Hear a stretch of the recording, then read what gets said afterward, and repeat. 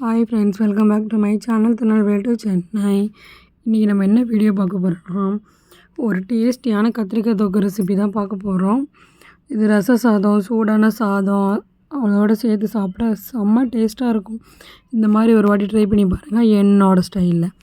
கடாய் அடுப்பில் வச்சு அது காஞ்சதுக்கப்புறமா கொஞ்சமாக கடலெண்ணெய் இல்லை தேங்காய் எண்ணெய் சேர்த்துட்டு கடுகு, வெந்தயம் இது ரெண்டும் நல்லா வெடித்து பொரிஞ்சு வர அளவுக்கு பொரிய விட்டுருங்க.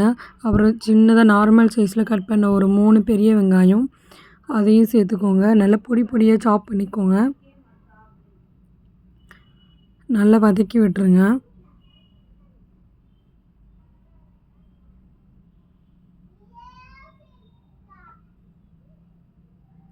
வெங்காயம் வதங்கினதுக்கப்புறம் தான் கருவேப்பிலை சேர்க்கணும். அதையும் சேர்த்துட்டு ஒரு கிளறி விடுங்க. கல் உப்பு சேர்த்துக்கோங்க. வெங்காயம் நல்லா வதங்கிடும்.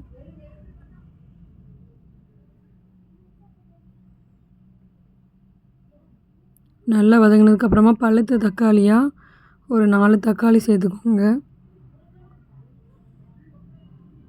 அதையும் சேர்த்து நல்லா வதக்கி விடுங்க.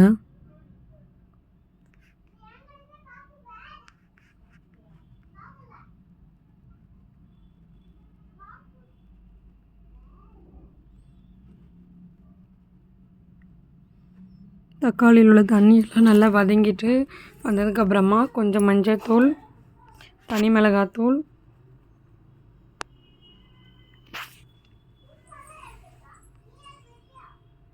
அதையும் சேர்த்து நல்லா வதக்கி விடுங்க. நல்லா வதக்கினதுக்கப்புறமா தேவையான அளவு குழம்பு மிளகாத்தூள் சேர்த்துக்கோங்க.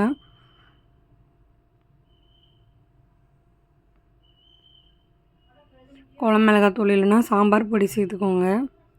சாம்பார் பொடி வந்து கம்மியாக தான் சேர்க்கணும். 1 டேபிள் ஸ்பூன் தனி மிளகாத்தூள், 1 டேபிள் ஸ்பூன் வந்து கொத்தமல்லி தூள், கொஞ்சம் மஞ்சள்தூள் இதை சேர்த்து நல்லா வதக்கிக்கோங்க.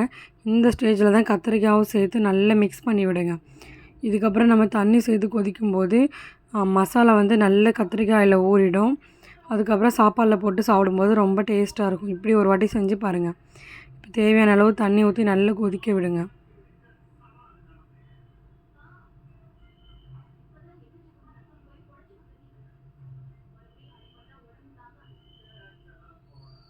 பாருங்கள் நல்ல கொதி வந்துருச்சு. இப்போ கரண்டியாலே நம்ம வந்து கத்திரிக்காயெல்லாம் லைட்டாக மசிச்சு விட்டுக்கலாம்.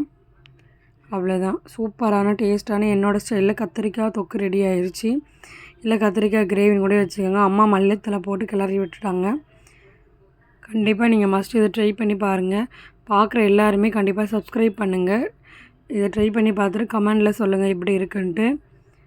இந்த வீடியோ உங்களுக்கு பிடிச்சிருந்தால் மறக்காமல் லைக் பண்ணுங்கள். கண்டிப்பாக ஏதாவது குறை இருந்தால் கமெண்டில் சொல்லுங்கள். தேங்க்ஸ் ஃபார் வாட்சிங். நாளைக்கு ஒரு வீடியோவில் பார்க்கலாம்.